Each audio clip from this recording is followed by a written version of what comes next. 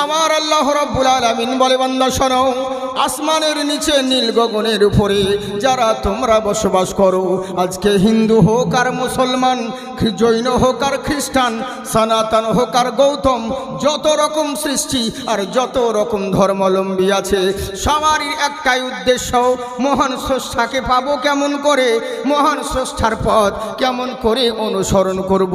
আজকে মৌলবি হোক আর মৌলানা, মুয়াজ্জিন হোক আর মুতাল্লি, মুক্তাদি হোক আর মুসল্লি, ইমাম হোক আর গোলাম হোক, বক্তা হোক আর শ্রোতা হোক, সবাই চাই আল্লাহকে অনুসরণ কেমন করে করব, সবাই চাই আল্লাহকে কেমন করে রাজি করব।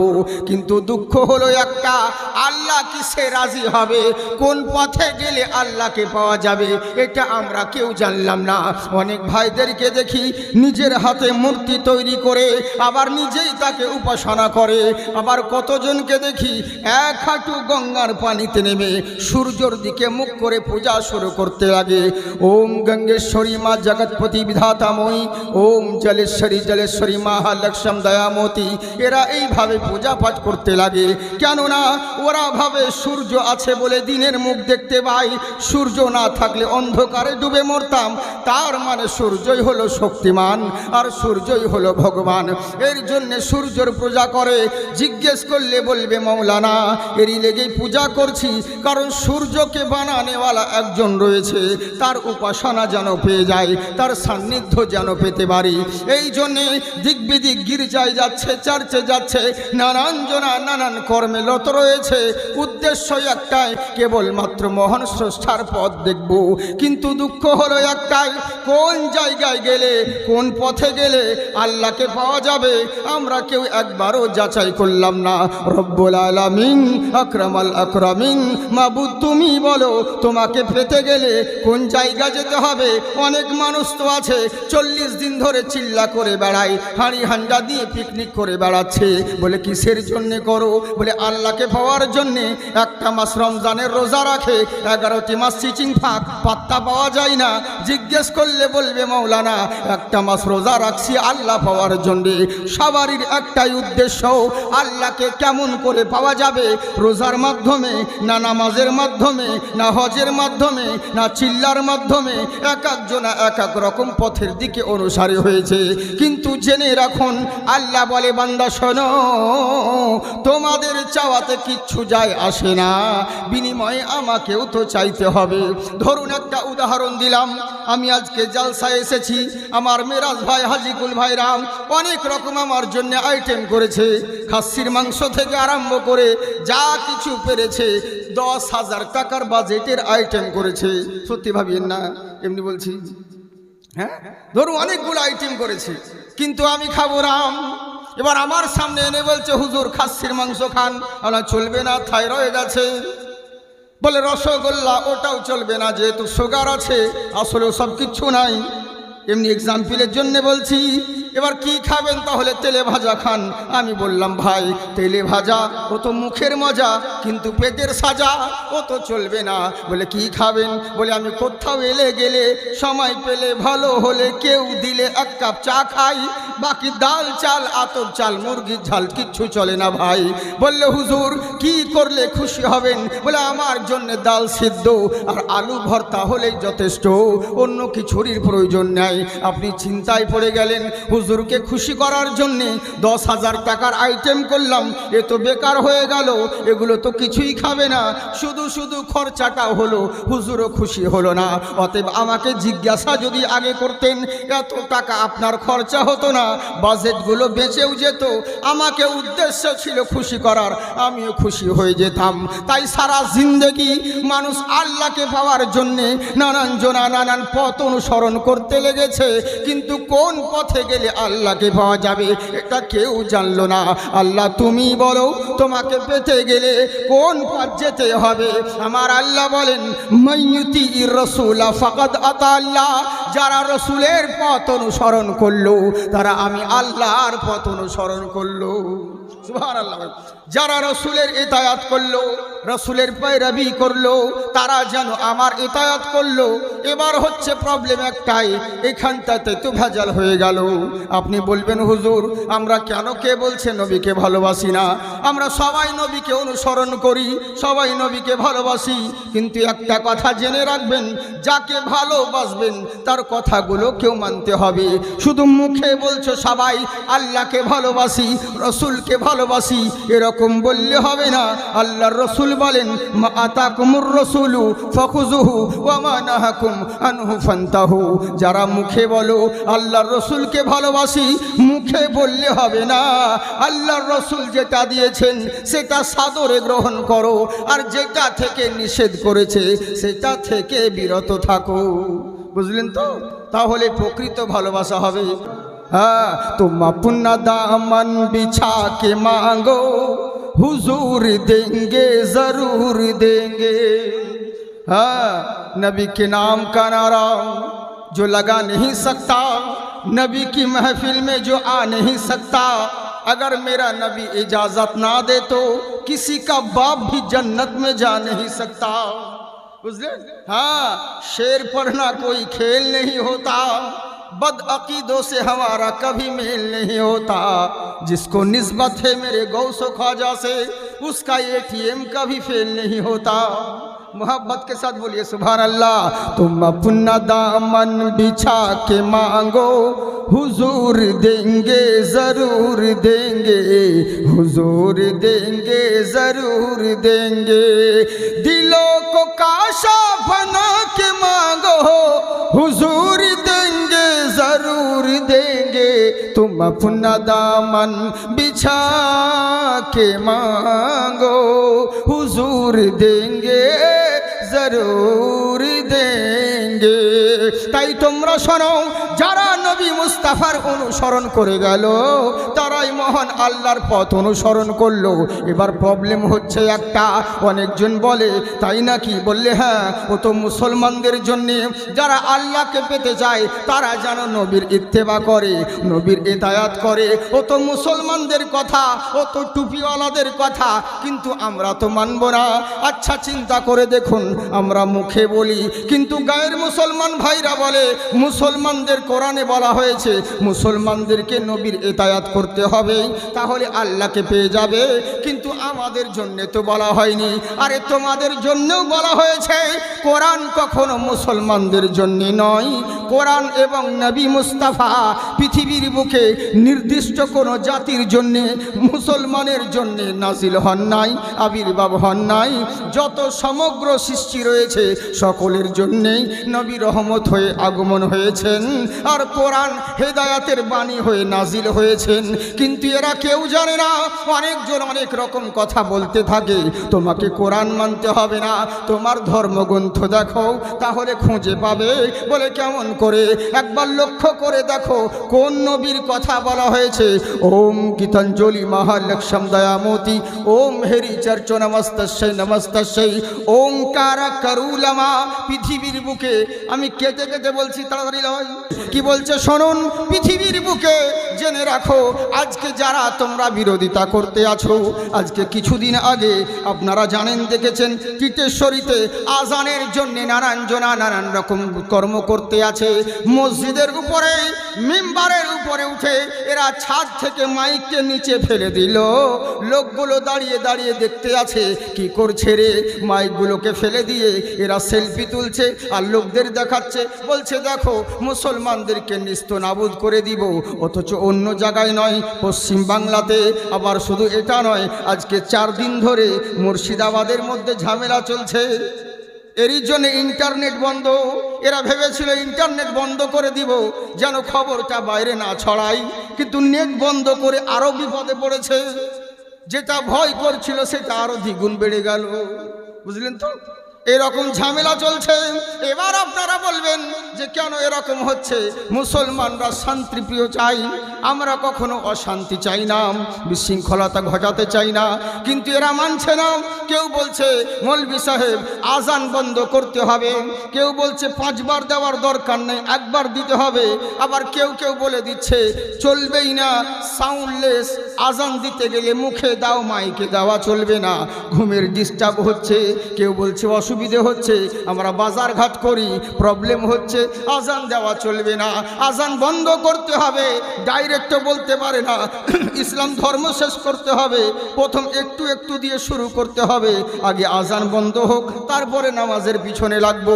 এমনি করে জানছে বিভিন্ন জনা পিছন লেগে আছে, কিন্তু কেউ জানে না আজানের কথা আমার চাইতে ওদের ধর্মগ্রন্থে লেখা আছে। ওরা যদি জানতো, ওরা যদি পড়তো, কখনো আজানের বিরোধিতা করতো না। ওম অন্তিম মহারিষি উচ্চালম পধারিত পূর্বেষ্টমী। পৃথিবীর বুকে এমন একজন অন্তিম মহারিষি জন্মগ্রহণ করবে, যিনি প্রত্যেকটা মানুষকে উচ্চালম পারাপ শান্তি, উচ্চস্বরে শান্তির জন্যে ডাক দিবে, কল্যাণের জন্যে ডাক দিবে।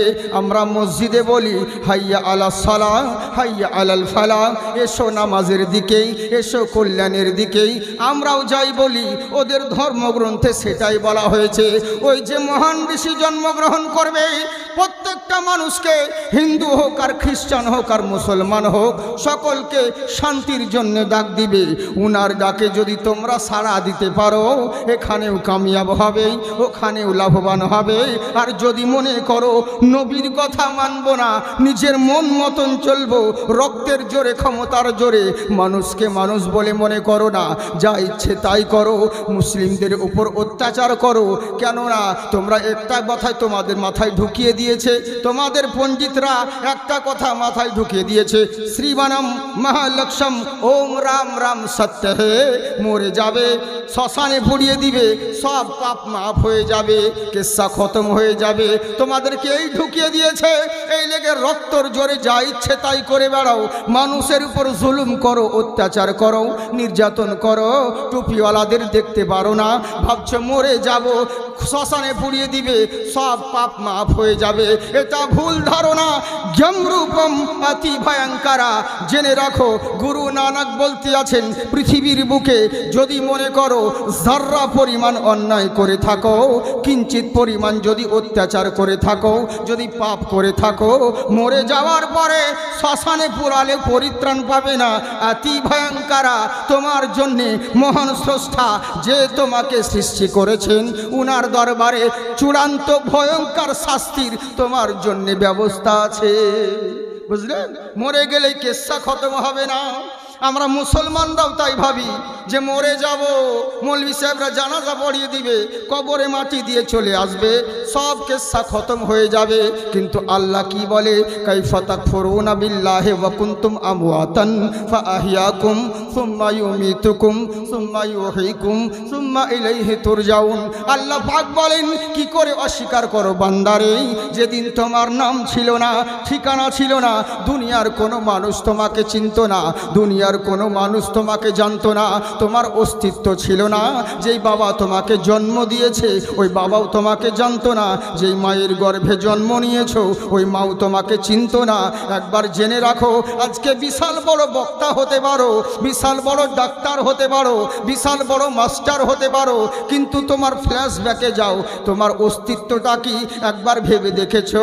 যত বড়ই ব্র্যান্ডেড কোম্পানি হও না কেন, আরে তুমি তো একটা নাপাক পানির তৈরি। তোমার শেষ হবে পচা মাটি দিয়ে, নিজের গরম দেখায়ও না। জেনে রাখো, তোমার ঠিকানা ছিল না, অস্তিত্ব ছিল না। ওয়া কুনতুম আমওয়াতান, তুমি একদিন মৃত ছিলে। ফাআহইয়াকুম, আমি আল্লাহ তোমাকে জীবিত করেছি। শুধু তাই নয়, আমার জীবন পেয়ে, আমার জীবিত করেছি, আমার জীবন পেয়ে যা ইচ্ছে তাই করে বেড়াও, রং তামাশাই খেলে বেড়াও।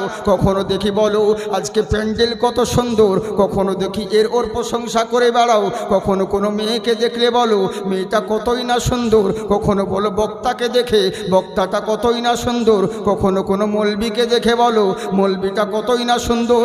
শুধু এর আর ওর প্রশংসা করে বেড়াও। সবই যখন বোঝো, আসল কথা কেন বোঝো না? বলে কেমন করে? একবার ভেবে দেখো, এটা সুন্দর আর ওটা সুন্দর করে প্রশংসা করে বেড়াও। একবার ভেবে দেখো, ওরে সৃষ্টি যদি এত সুন্দর হয়, এদেরকে বানানেওয়ালা মহান স্রষ্টা না জানি কতই সুন্দর হবে। তাই আমার আল্লাহ বলে, আমার দুনিয়ায় থেকে আমাকে বাদ দিয়ে দুনিয়ার রং তামাশায় পড়ে আছো, আমাকে ভুলে গেলে। কিন্তু জেনে রাখো, এই জীবনটা শেষ জীবন নয়। সুম্মা ইউমিতুকুম, তোমাকে মৃত্যু দেব, তোমাকে মৃত্যুবরণ করতে হবে। তুমি কি ভেবে নিয়েছো মরে যাওয়ার পরে কবরে দাফন করে দিবে, কিসসা খতম হয়ে যাবে? আরে না না না, সুম্মা ইউহীকুম, তোমাকে আবার জীবিত করব, আর জীবিত করে যেখানকার খুশি সেখানে ছেড়ে দিব না। সুম্মা ইলাইহি তুরজাউন, তোমাকে চূড়ান্ত সিদ্ধান্তের জন্য খোদার কাজ গড়াই হাজির হতে হবে। তাই বোঝা গেল আমরাও যাই বলি ওরাও তাই বলে, কিন্তু ভাষা হলো আলাদা, আমরা বুঝতে পারি না বলে গন্ডগোল বাঁধি। আচ্ছা বলুন তো দেখি, মসজিদের দরওয়াজায় লেখা থাকে আল্লাহুম্মা ফতাহলি আবওয়াবা রহমাতিকা, মন্দিরের দরওয়াজায় লেখা থাকে ঔকার চন্দ্র বিন্দু ওং। আমরাও যাই বলি, হে আল্লাহ আমার জন্য তুমি রহমতের দরওয়াজা খুলে দাও। ওরা কি বলে, হে জগতের প্রতিপালক, হে চন্দ্রের মালিক ওঙ্কারা, হে চন্দ্রের মালিক, হে ভূমণ্ডলের মালিক, আমরা তোমার ইবাদত করি, তোমার কাছে সাহায্য প্রার্থনা করি। আমরাও তো তাই বলি, ইয়াকা নাবুদু ওয়া ইয়াকা নাস্তাইন, আল্লাহ তোমার ইবাদত করি, তোমার কাছে সাহায্য প্রার্থনা করি। আমরাও যাই বলি ওরাও তাই বলে, কিন্তু বুঝার মধ্যে গন্ডগোল হয়ে গেল। বলে কেমন করে? ইয়াকাম্মা বিরহাম্মা দ্বিতীয় নাস্তি, একটাই ব্রহ্মা ছিল, একটাই ব্রহ্মা আছে, একটাই স্রষ্টা আছে, দ্বিতীয় কেউ নেই। কিন্তু হলোটা কি? পরস্পর পরস্পর যুগে যুগে যথায়ন্তরম পধারিত সর্বেষ্টমী ভূনারা, পৃথিবীর বুকে যুগে যুগে একজন করে মহান স্রষ্টার তরফ থেকে মহামানব আবির্ভাব হতে লাগলো। একটা ঈশ্বরের ইবাদত করতে করতে বহুরমতি দেবস্তুতে অনেকগুলো দেবতার পূজা শুরু করতে লাগলো। এইভাবে দিক বিদিক মানুষরা বিভ্রান্তি হয়ে পড়ল। শেষ বেলায় অন্তিম মহারিষি নবী মুস্তাফাকে আগমন করলেন, আর নবী এসে জগৎকে শিক্ষা দিলেন, ও জগৎবাসী শোনো, ইয়াকাম্মা বিরহাম্মা, একটাই ব্রহ্মা, একটাই স্রষ্টা, যার দ্বিতীয় কেউ নেই। লোকেরা বলল, হে মুস্তাফা তোমার কথা কেন মানবো? একটাই আল্লাহ, একটাই ঈশ্বর, কি প্রমাণ আছে রে? তোমার কথা কেন মানতে যাব? তুমি কে বলো? তখন নবী বলছেন, শোনো, মহানাবম গুরু মূর্তি, আমি হলাম সেই নবী মুস্তাফা। মহান আল্লাহ হলো এক, যার দ্বিতীয় কেউ নেই। আমি নবী হলাম দ্বিতীয়, যার তৃতীয় কেউ নেই। বুঝলেন? আল্লাহর তরফ থেকে এসেছেন। তাই বলছে, শোনো, ওই নবীকে যদি অনুসরণ করতে পারো, মহান আল্লাহর পথ অনুসরণ করা হবে। তাই জেনে রাখো, দুনিয়াতে যা ইচ্ছে তাই করো না কেন, উদ্দেশ্য যদি স্রষ্টার সান্নিধ্য থাকে, তাহলে কোনো মোল্লার দরবারে গিয়ে আল্লাহর সান্নিধ্য পেতে পারো না। রাসূলুল্লাহর দরবার যেতে হবে, তাহলে আল্লাহর সান্নিধ্য পেতে হবে। পেতে পারবো? বুঝতে পারলেন? এই হচ্ছে ব্যাপার। তাই এবার করলোটা কি? মহান আল্লাহকে পেতে হলে নবীকে ভালোবাসতে হবে, নবীর ইত্তেবা করতে হবে। এবার আসুন, আমরা কেমন নবীকে ভালোবাসি, আর সাহাবারা কেমন নবীকে ভালোবাসতেন। আরে হযরতে আবু তালহা রাদিয়াল্লাহু তাআলা আনহু নবী মুস্তাফার দরবারে হাজির হয়ে গেলেন। ইয়া রাসূলুল্লাহ, নবী গো, ফিদাকা আবি ওয়া উম্মি, আপনার পদতলে আমার পিতামাতা কুরবান হয়ে যাক। হুজুর গো, আমার ছেলেকে অসুস্থ হয়ে গেছে, অনেক দিন ধরে, দীর্ঘদিন ধরে চিকিৎসা করলাম, হেকিম কবিরাজ দেখালাম, কোনো মতেই ভালো হলো না, কি করতে হবে? নবী আমার বললেন, শোনো, তুমি চিন্তিত হইও না। বলে কেমন করে?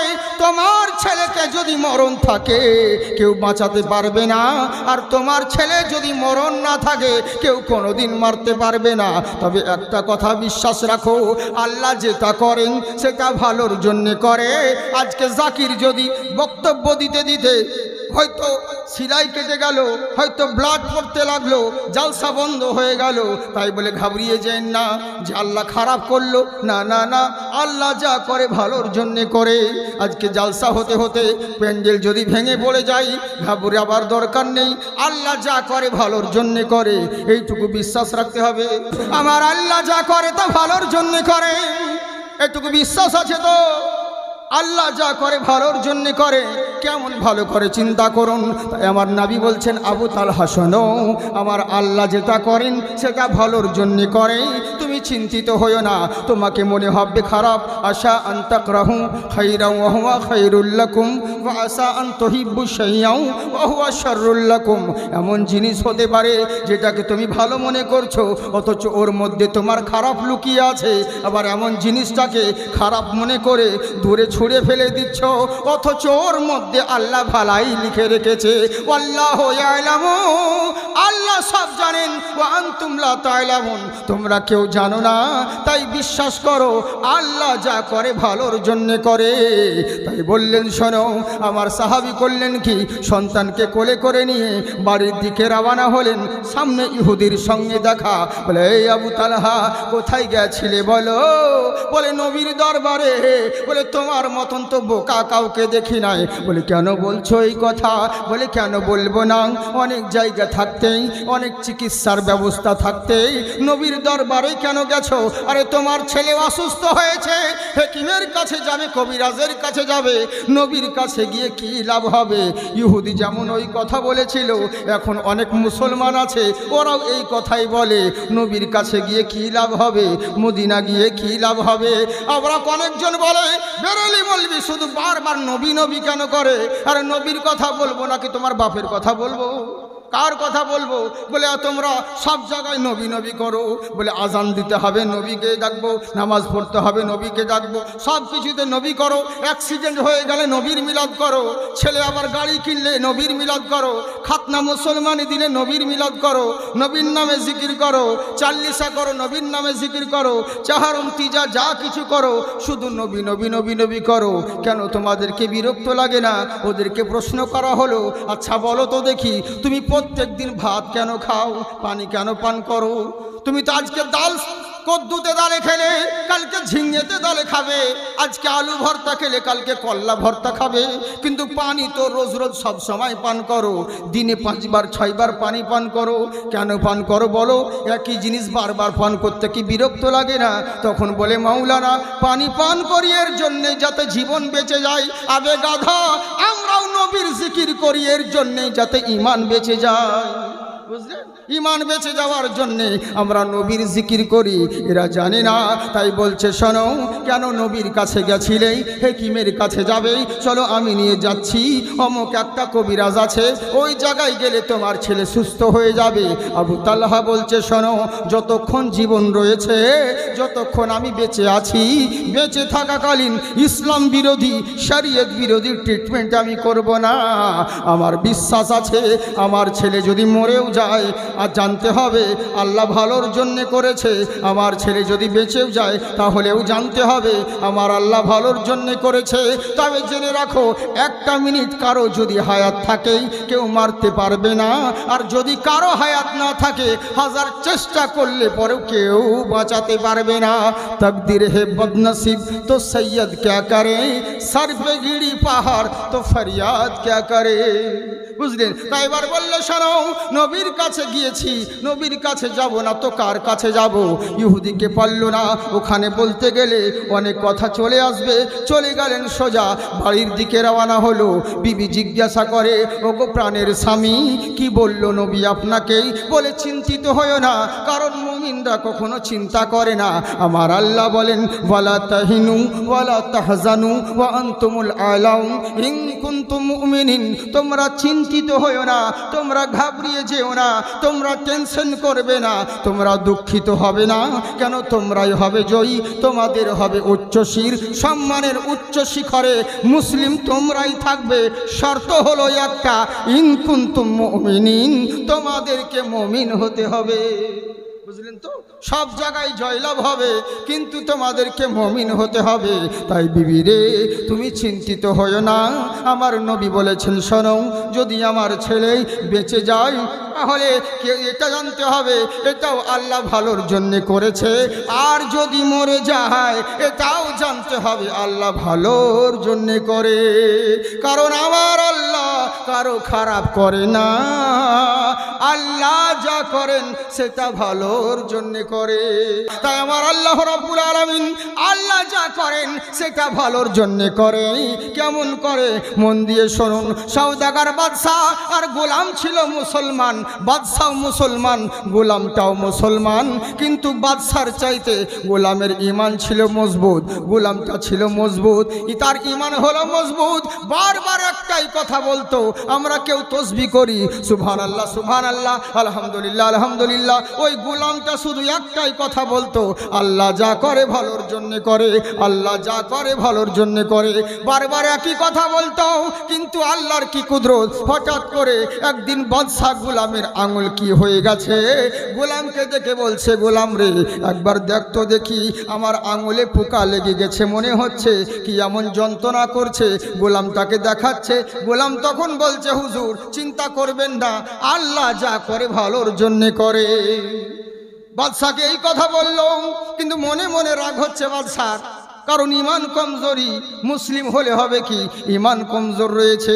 এবার করলো কি, বলে হেকিম ডেকে নিয়ে আই, কবিরাজ ডেকে নিয়ে আই। হেকিম কবিরাজ ডেকে আনা হলো, আনার পরে এবার করলোটা কি, বাদশা সওদাগর গোলামটাকে বলছে, গোলাম শোনো কি হয়েছে। হেকিম কবিরাজ ডেকে আনা হলো, ডাকার পরে বলছে, বাদশা মশাই আপনি তো অনেক দেরি করে ফেলেছেন, অনেক লেট করে দিয়েছেন। বলে কি হয়েছে, বলে আপনি অনেক লেট করেছেন, বলে আজকে যদি আপনি জীবাণুমুক্ত জীবন যাপন করতে চান, তাহলে শুধু এইটুকু কেটে বাদ দিলে হবে না, পুরো আঙুলখানা কেটে বাদ দিতে হবে, কারণ ইনফেকশন পুরো আঙুলেই ছড়িয়ে গিয়েছে। আর যদি কিছুদিন হয় পুরো হাতটাকে কাটতে হবে, তার মানে এখন ইনফেকশন থেকে বাঁচতে গেলে পুরো আঙুলখানা কাটতে হবে। পাশে গোলাম বসেছিল, ও বলছে আল্লাহ যা করে ভালো লেগেই করে। এর মনে রাগ হচ্ছে, বাদশার মনে রাগ হচ্ছে, আরে তুই আমার খাচ্ছি আমার পড়ছি আর আমার আঙুল কাটা থেকে এরকম করছি, তুই মনে দুঃখ হচ্ছে। হ্যাঁ, কিন্তু কি করবে, ঈমান কমজোরি হলে যা হয়। হেকিম কবিরাজ এসে আঙুলখানা কেটে দিল, বুঝলেন, আঙুলখানা কেটে দিয়ে এবার চলে ওষুধ লাগিয়ে দিয়ে ব্যান্ডেজ করে দিল, ব্যান্ডেজ করে দিয়ে এবার চললো। খুব সুন্দর কথা, মন দিয়ে শুনেন, ব্যান্ডেজ করে দিয়ে চলে গেল হেকিম কবিরাজ। এবার বাদশা সওদাগর গোলামকে বলছে, গোলাম রে শোন। বলে কি হয়েছে, বলে দেখ আমার 5টা আঙুল ছিল এখন 4টে হয়ে গেল, কি করব রে। গোলাম বলছে আল্লাহ যা করে ভালোর জন্য করে। বাদশা মনে মনে রাগান্বিত হলো, ভালো করে না খারাপ করে, কিছুদিন দাঁড়া, তারপর তোকে মজা দেখাবো।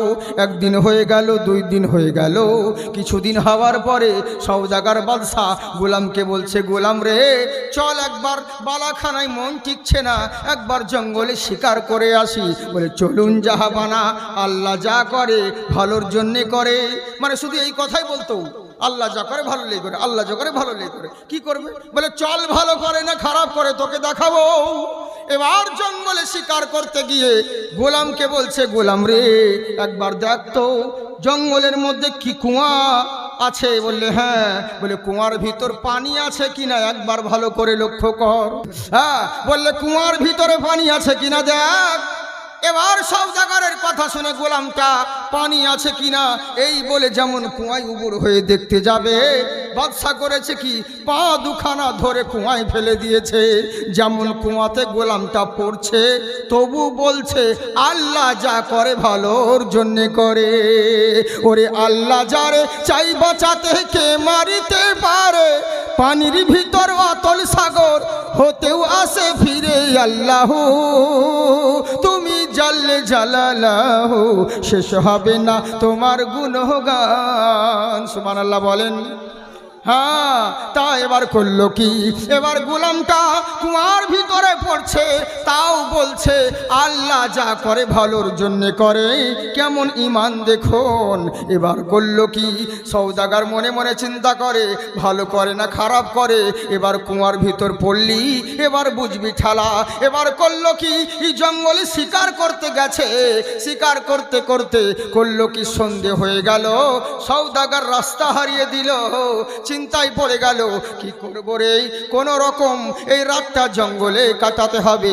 এই চিন্তা করে কোনো রকম রাত্রিটা জঙ্গলে কাটাতে হবে। এই বলেই সওদাগর করলো কি, আপনারা জানেন জঙ্গলের পথ কোনোদিন সোজা হয় না, আঁকা বাঁকা পথ। চিন্তা করলো এখন যদি রাত্রে বেরিয়ে যায় কোন দেশ থেকে কোন দেশ চলে যাব, তখন অসুবিধা হবে। তার মানে রাত্রিটা জঙ্গলে কাটাবো, সকাল হলে পরেই বেরিয়ে পড়বো। এই চিন্তা করে সওদাগর বাদশা করলো কি, ঘোড়াটা ছিল, ঘোড়াকে গাছের গোড়ায় ওকে বেঁধে দিল। বেঁধে দেওয়ার পরে গাছের উপরে বাদশা সওদাগর উঠে পড়ল। এবার করলো কি, সবই আল্লাহর কারিশমা। যেমন গাছের উপরে উঠেছে, ওই সময় কিছু ডাকাতের দল জঙ্গল দিয়ে আসতেছিল, মদ পান করে শরাব পান করে জঙ্গল দিয়ে আসতেছিল। ওদের নজরে যেমন ঘোড়া দেখতে পেয়েছে, লাইটের ছটায় ঘোড়া দেখতে পেল। বলে কি ব্যাপার রে, কার ঘোড়া দেখ পালিয়ে এসেছে। কেউ বলছে না না না, এই ঘোড়া মনে হয় জঙ্গলের রাস্তা হারিয়ে ফেলেছে। কেউ বলছে না, কাউরির বাড়ি থেকে হয়তো ঘোড়াটা ছুটে জঙ্গলে চলে এসেছে। এক একজনা এক এক রকম কথা বলছে। কিন্তু ডাকাতের যে সর্দার, সে বলছে তোরা চুপ কর, থামবি। ওরে এই ঘোড়া পালিয়েও আসেনি, এই ঘোড়া হারিয়েও যায়নি। যদি হারিয়ে যেত আর পালিয়ে আসতো, তাহলে গাছের গোড়ায় বাঁধা কেন রয়েছে? গাছের গোড়ায় বাঁধা কেন? বাঁধা যখন আছে তার মানে নিশ্চয় কেউ রয়েছে। লাইট মেরে দেখ, চারিদিকে লাইট মারলো, কেউ কোথাও নেই। অবশেষে গাছের উপরে যেমন লাইটের ছটা মারা, দেখছে সাদা ধপ দিয়ে মানুষ বসে আছে। নাম গাছ থেকে। তাই এবার করলো কি, সওদাগর বিপদে পড়ে গিয়েছে। কে বাবা তোমরা কি করছো রাত্রেবেলা, কি হয়েছে বলো? বলে এখানে জঙ্গলে কি করছি তুই গাছের উপরে? বলে শিকার করতে এসেছিলাম, রাস্তা হারিয়ে ফেলেছি। কি করব, রাস্তা হারিয়ে ফেলেছি। তাই চিন্তা করলাম কোন রকম রাত্রিটা জঙ্গলে কাটাবো, সকাল হলে পরেই বেরিয়ে পড়বো। ডাকাতের দলরা বলছে চল আমাদের সঙ্গী। বলে কোথায়? বলে রাজার দরবারে। বলে কেন, কিসের জন্য নিয়ে যাবে? বলে চল তোকে জবাই করব। মানে আমাদের যেমন কুরবানি দেয়, হিন্দু ভাইদের যেমন পাঠা বলি দেয়, ওই রাজার আমলে এরা মানুষ বলি দিত। বলে চল তোকে জবাই করব। ধাক্কা মারতে মারতে নিয়ে যাচ্ছে। আজ আমাদের রাজা খুশি হবেই, আনন্দিত হবেই, এত সুন্দর কুরবানি দেওয়ার জিনিস নিয়ে যাচ্ছি। এই বলে আনন্দ করতে করতে নিয়ে যাচ্ছে। রাজ দরবারে যখন হাজির করা হলো, রাজা বলছে দারুণ তোরে, তোদেরকে পুরস্কৃত করা হবে, কিন্তু এখন তো রাত হয়ে গেছে, এখন তো বলি দেওয়া যাবে না, কয়েদখানায় রেখে দে, সকাল হওয়ার পরেই এদেরকে বলি দেব। বলে ঠিক আছে। রাত্রেবেলায় জেলখানায় ভরে দেওয়া হলো। সকাল হয়ে গেল। সকাল হওয়ার পরে রাজা বলছে যাকে এনেছি ধরে ওকে ভালো করে তেল পানি মাখিয়ে দে। তেল মাখিয়ানো হলো। বলে ভালো করে গোসল করিয়ে দে। গোসল দিয়ে দেওয়া হলো। এবার বলছে দেখে তো ভালোই মনে হচ্ছে, কিন্তু মনে সন্দেহ রেখে লাভ নেই, একবার ভালো করে চেক করতে দেখি ওর মধ্যে কোনো খুঁত আছে নাকি। কর্মচারীরা বলছে হুজুর এত সুন্দর সবল সঠান দেহ, এর মধ্যে তো কোনো খুঁত নেই। বলে দেখে তো মনে হচ্ছে নেই, তবু মনে সন্দেহ রেখে লাভ কি, একবার ভালো করে দেখ। আমাদের যেমন খুঁত থাকলে আমরা কুরবানি দিই না, কুরবানি হয় না, ওরাও খুঁত থাকলে জবাই করবে না, বলি দেবে না। তাই চেক কর কোনো জায়গায় খুঁত আছে কিনা। কর্মচারীরা মাথা থেকে পা অবধি যেমন চেক করতে লেগেছে, করতে করতে দেখছে হাতের একটা আঙুল কাটা রয়েছে। রাজার কানে খবর গেল। রাজামশাই বলে কি? বলে যাকে আমরা ধরে এনেছি ওর তো একটা হাতে 5টা আঙুল, একটা হাতে 4টে আঙুল। বলে তাই নাকি? বললে হ্যাঁ। কি হয়েছে রে? বলে আঙুলটা কাটা রয়েছে। বলে কতটুকু? বলে 1 ইঞ্চি না 2 ইঞ্চি? বলে না হুজুর পুরো আঙুলটাই কাটা। বলে জন্ম থেকে নেই এখন? বলে না না না, মনে হচ্ছে রিসেন্ট কিছুদিন হলো আঙুল কাটা। বলে তাই নাকি? বললে হ্যাঁ। বলে এত বড় খুঁত থাকলে ওকে জবাই করা যাবে না, বের করে দে। লাত মেরে যেমন বের করে দেওয়া হলো, সওদাগর উবুড় হয়ে জমিনে কান্না করতে লাগলো।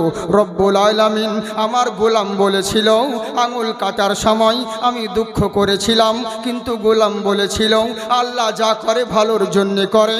সত্যি তোরে আজ যদি আমার আঙুল কাটা না থাকতো আমি তো কাফেরদের হাতে জবাই হয়ে যেতাম। আল্লাহ শুধু আঙুল কেন, পুরো হাত যদি কেটে যেত আরো ভালো হতো। যাই দেখি আমার গোলাম যেটা বলেছিল ঠিক বলেছিল, দেখি গোলামটা বেঁচে আছে না মরে গেছে। এই বলে করলো কি, বাদশা সওদাগর জঙ্গলের দিকে গেল। জঙ্গলে গিয়ে ওই কুয়ার কাছে গিয়ে ওপর থেকে চাচাচ্ছে, গোলাম রে বেঁচে আছিস না মরে গেছিস? কুয়ার ভিতর থেকে আওয়াজ দিচ্ছে, জাহাপানা আমি বেঁচে আছি, আমাকে জলদি করে উঠান। ঘোড়ার লাগাম দিয়ে হোক আর দড়ি দিয়ে হোক কুয়ার ভিতর থেকেই কোনো রকম উঠানো হলো। উঠার পরে এবার সওদাগর বাদশা বলছে, গোলাম রে আমি শিক্ষা পেয়ে গেছি, আমি শিক্ষা পেয়ে গেছি, আমি দীক্ষা পেয়ে গেছি। গোলাম বলছে, ভালো কথা, শিক্ষা যখন পেলেন এ তো আনন্দের খবর, তা কি শিক্ষা পেলেন? বলে, আর বলবি না, তোকে কুয়ার ফেলে আমি জঙ্গলে চলে গেছিলাম, সন্ধে হয়ে গেছিল, ডাকাতের দল ধরে নিয়ে গেছিল, আমার খুঁত ছিল বলে আমি জবাই হলাম না। সত্যি তোরে ভাগ্য ভালো, আমার আঙুল কাটা ছিল। তুই তো ঠিকই বলেছিস, আল্লাহ যা করে ভালোর জন্যে করে।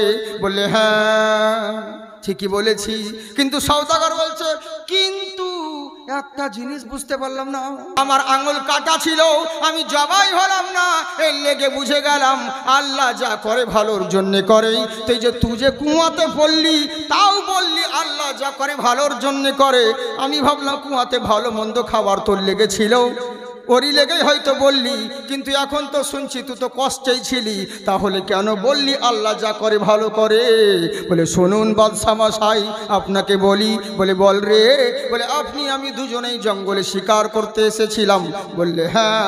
বলে, আপনি আমি দুজনেই ছিলাম। বললে, হ্যাঁ। জঙ্গলে শিকার করতে করতে সন্ধে হয়ে গেছিল। বললে, হ্যাঁ। বলে, আপনি রাতটা জঙ্গলে কাটালেন। বললে, হ্যাঁ।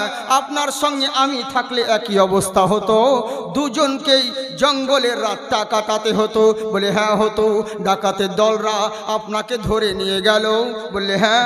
আমি তো ওদের বাপ লয় যে আমাকে ছেড়ে দিত, আপনার সঙ্গে থাকলে আমাকেও ধরে নিয়ে যেত।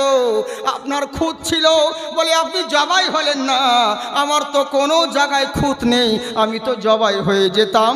ভাগ্য ভালো আপনি কুয়ায় ফেলে দিয়েছিলেন। এরই লেগেই বলি আমার আল্লাহ যা করে ভালোর জন্যে করে। বুঝলেন, আল্লাহ যা করে ভালোর জন্য করে। তাই বিবিকে বলছে, আবু তালহা বিবি রে দুঃখ করিও না, আমার ছেলে যদি মরে যায় জানতে হবে আল্লাহ ভালোর জন্য করে, যদি বেঁচে যায় তাও জানবে আল্লাহ যা করে ভালোর জন্য করে। তাই বলছে, শোনো আল্লাহ যা করে ভালোর জন্য করে। এবার করলো কি, বিবিকে সান্ত্বনা দিয়েই ছেলে কোলে দিয়েই আবু তালহা রাদিয়াল্লাহু তাআলা আনহু উনি চললেন বাণিজ্য করতে। পেট রয়েছে বাবা, রোজগার তো করতে হবে। আমার আল্লাহ বলেন, ওয়ারিজকান হালালান তাইয়্যিবা, হালাল রুজি সংগ্রহ করো, তোমার জন্য দিন তৈরি করেছি, রুজি তলব করো, হালাল রুজি সংগ্রহ করো। তাই আমার সাহাবী করলো কি, চলে গেলেন উনি বাণিজ্য করতে। আল্লাহর কি কুদরত, আবু তালহা বাড়ি থেকে বাইরে বেরিয়েছে, ওদিকে মালাকুল মউত ইসরাইল ফেরেশতা তার বাড়িতে প্রবেশ করেছে। যেমন প্রবেশ করা সঙ্গে সঙ্গে বাচ্চার জান কবজ করে নিয়ে চলে গেছে।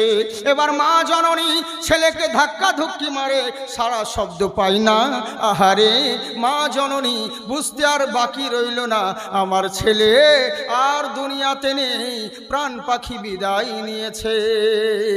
মা আমার ছেলেকে কোলে করে যখন কান্নায় ভেঙে পড়ে, কি করবে রে, বেশি জোরে চেঁচাতেও পারছে না, কারণ আল্লাহর রসুল বলেছেন মেয়েদের আওয়াজটাও হবে আস্তে, তাই জোর করে চেঁচাতে পারছেন না। মনে মনে বুক ফাটতে আছে কিন্তু মুখ ফুটছে না। ছেলেকে কোলে করে ধরে নিয়ে কান্না করতে আছে। স্বামী বাড়ির বাইরে ছেলেকে রেখে গেল, এখন ছেলে দুনিয়া থেকে বিদায় নিয়ে নিয়েছে। মা জননী সন্তানকে বুকে ধরে আর কান্না করে।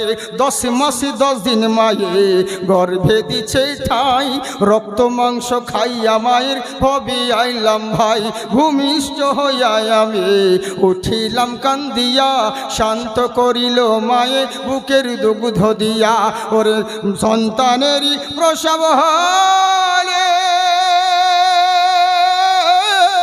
বুক ভেসে যাই নয়ন জলে রে, ও মা সন্তানের লইয়া কোলে ভুলে প্রসব যন্ত্রণা, দুঃখের দরদি মা জনম দুঃখিনী মা, দুঃখের দরদি আমার জনম দুঃখী মা। যারা মাকে ভালোবাসেন মহব্বতে বলেন সুবহানাল্লাহ। কেমন মা জননী চিন্তা করুন, মার মতন কেউ হয়নি আর হবে না। মার দোয়া এমন দোয়া, সন্তানের উপর যদি লেগে যায় কোনো দিন আপনাকে কেউ কিচ্ছু করতে পারবে না। হ্যাঁ, হাতে পাই তেল মাইখা মা দিল শক্ত করি, পেশা পায়খানা আমরা মায়ের কোলে করি, তবু না মা রাগ হইল ভিজল গুয়ে মুতে, আমারে শুকাই রাখিয়া মা থাকলো ভিজাতে। আরে অসুখ হলে দেখি চাইয়া আমার মা রইছে বিছানায় পইরা রে, বলে আমায় আল্লাহ যাও গলে সন্তানের নিও না, দুঃখের দরদি মা জনম দুঃখিনী মা, দুঃখের দরদি আমার জনম দুঃখী মা। একবার মাকে ভালোবেসে যারা যারা ভালোবাসেন মহব্বতে বলেন সুবহানাল্লাহ।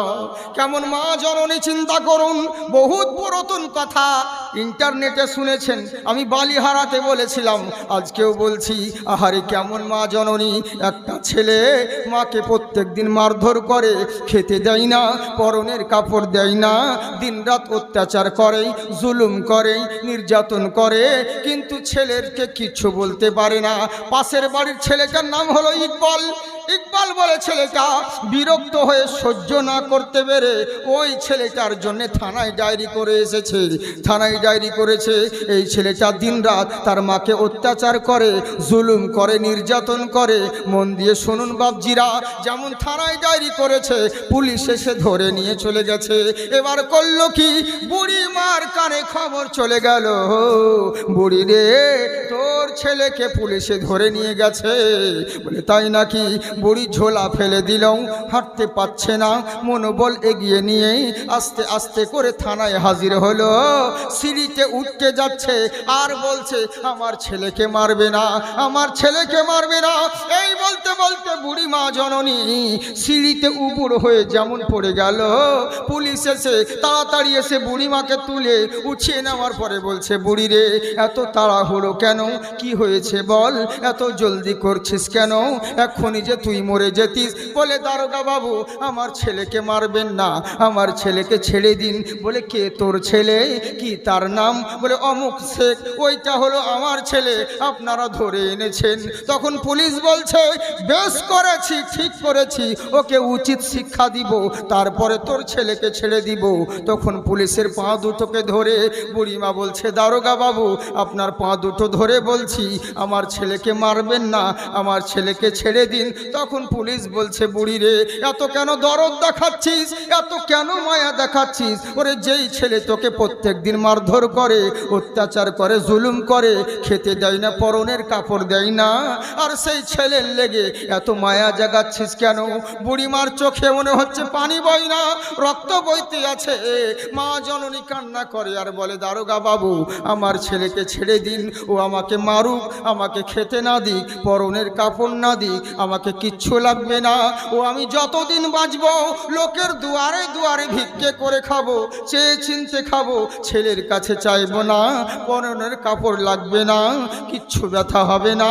ওর যত খুশি আমাকে দুয়ারে বসে থাকবো, প্রত্যেক দিন আমাকে মারধর করুক, প্রত্যেক দিন আঘাত করুক, শাস্তি দিক, তবু কিছু বলবো না, কোনো কিছু আবদার নেই। শুধু একটা আমার দাবি, আমার ছেলেকে বলে দিন ও দিনে যেন একটা বার করে মা বলে ডাকে। আহারে মা জননী, মার মতন মায়া আর কে হবে রে? মা হলো খুঁটি আর বাবা হলো ছাদ, দুটোর মধ্যে একটাও না থাকলে বাড়ি ঘর বাদ। প্রত্যেক ব্যবসার লেগে পুঁজির দরকার হয়, মানুষের জিন্দেগির পুঁজি নিজের বাপ মা। যার বাবা মা নেই, লক্ষ কোটি টাকা থাকতে পারে, ওর জিন্দেগির কোনো মূল্য নেই। কারণ প্রত্যেক ভালোবাসার পিছনে একটা না একটা স্বার্থ রয়েছে। মা ছেলের ভালোবাসার পিছনে কোনো স্বার্থ থাকে না, নিজের কলজের টানে মা ছেলেকে ভালোবাসে। ওরে ছেলের যদি অ্যাক্সিডেন্ট হয়, কোনো বিপদ যদি হয়, গ্রামের লোককে টেলিফোন করতে হয়, মাকে টেলিফোন করতে হয় না, চিচমিল বাঁধাতে হয় না, ফ্যাক্স করতে হয় না। কেউ বলুক আর না বলুক, মার হৃদয় এমনিতেই বুঝতে পারে, আর মনে মনে বলে নিশ্চয় আমার ছেলের কিছু হয়েছে, একেই বলে মা। ওরে বিদেশে বিপাকে গোজার সন্তান মারা যায়, দেশের লোকে না জানিতে আগে জানে মাই। লজ্জাপতি গাছের পাতা টুটা দিলেই মরে, সন্তান হারা মার কলিজা ছটপট ছটপট করে। কারো অন্ধ আতুর ল্যাংলা খোড়া ধৈর্যে কালো ছেলে, ধোলা ঝাইড়া মায়ে আপন টান দিয়ালয় কোলে। কারো পুত্র যদি কুপুত্র হয়, মায়ে নাহি ফেলে রে ভাই, হাজার দোষ রাখিয়া গোপন মায়ে তবু পালে। ওরে মানুষই যে ভেবে বলে জান্নাত মায়ের চরণ তলে রে, ও তোরা দেখব খারি হাদিস খুলে করছে নবী ঘোষণা। দুঃখের দরদি মা, জনম দুঃখিনী মা, দুঃখের দরদি আমার জনম দুঃখী মা। আহারে মা জননী সন্তানকে কোলে করে নিয়ে কান্না করতে আছে, মা কিছু বলতে পারে না। অবশেষে সাদা কাপড়ে জড়িয়েই খেজুরের টাঁটি রয়েছে, বেড়া দিয়ে ঘর করা আছে, পাশের ঘরে ছেলেকে শুইয়ে দিল। সন্ধে হয়ে গেছে। আবু তালহা রাদিয়াল্লাহু তাআলা আনহু বাণিজ্য করে বাড়ির মধ্যে রওনা হলো। আসসালামু আলাইকুম। ওয়ালাইকুম আসসালাম। দরজা খুলে দিয়ে বিবি স্বামীকে আদর করতে লাগলো। স্বামী বলছে, বিবি রে আমার ছেলে কেমন আছে? বললে, স্বামী গো আপনি চিন্তিত হবেন না, আমার ছেলে আলহামদুলিল্লাহ ভালো আছে। বলে, তাই নাকি? বললে, হ্যাঁ। বলে, একটু ছেলেকে দেখি। বলে, এখন দূর থেকে এসেছেন, ক্লান্ত হয়ে গেছেন, একটু বিশ্রাম নিন, আগে খাওয়া দাওয়া করুন। খাওয়া দাওয়া সেরে নিন। হাত পা ধুলো। খাওয়া দাওয়া হওয়ার পরে, খাওয়া দাওয়া করার পরে এবার কেমন বিবি চিন্তা করুন। স্বামীকে বলছে, স্বামী গো রাত্রি হয়ে গেছে, এখন ছেলেও আরাম করছে, আপনিও বিশ্রাম নিন।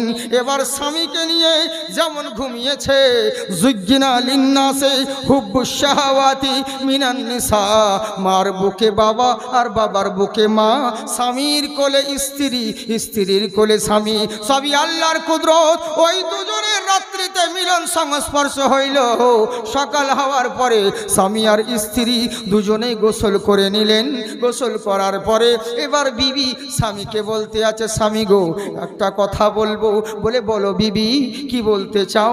বললে, স্বামী গো আপনাকে যদি কেউ 10 টাকা দিরহাম কেউ ধার দেয়, 10টা দিরহাম দিয়ে রাখে, কিছুক্ষণ পরে বা কিছুদিন পরে যার টাকা সে যদি নিয়ে চলে যায়, আপনি কি দুঃখ করবেন?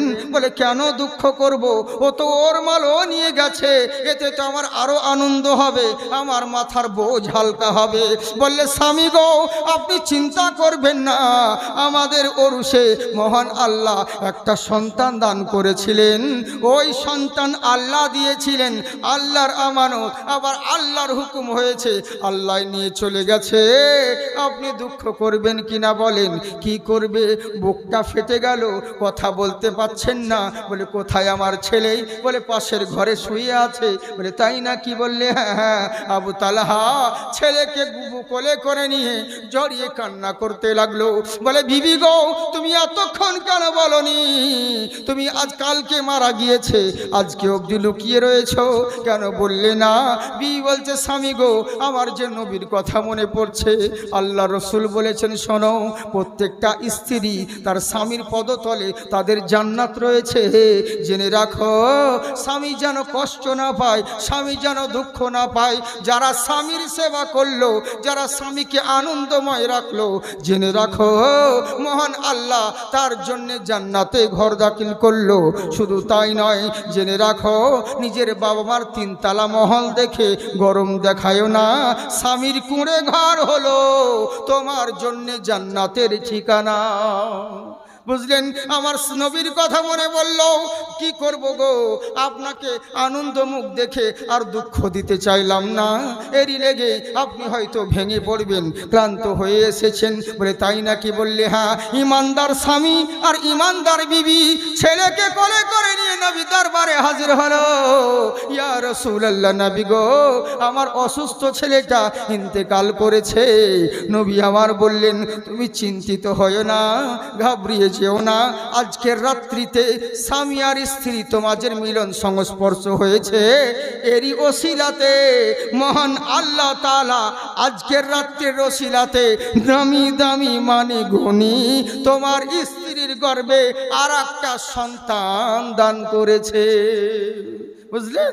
সবই আল্লাহর কুদরত। তাই তো আমার আল্লাহ বলে, বান্দারে লা তুলহিকুম আমওয়ালুকুম ওয়ালা আওলাদুকুম আন যিকরিল্লাহ।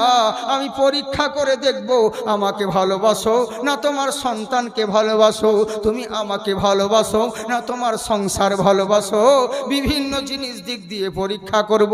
তবে হ্যাঁ, একটা বার যদি তুমি আমার কাছে এসে বলো উদউনি আস্তাজিব লাকুম, মাবুদ গো আমার প্রার্থনা তুমি কবুল করো। আল্লাহ বলছেন লা তাকনাতু মির রাহমাতিল্লাহ, আমার রহমত থেকে কেউ বঞ্চিত নয়। সারাদিন কর্ম করার পরে রাত্রিবেলায় বিছানায় ঘুমানোর সময় আল্লাহু আকবার বলে আল্লাহকে স্মরণ করে যদি কোনো বান্দা বান্দি ঘুমায়, আমি আল্লাহ সারা রাত্রি ধরে রহমতের ফেরেশতা দ্বারা আমি আল্লাহ তাদের হেফাজত করতে থাকি। সুখ দুঃখ সবারি আল্লাহর হাতে, হ্যাঁ নসিবের ফের বলো কে পারে খণ্ডাতে। সুবহানাল্লাহ বলেন।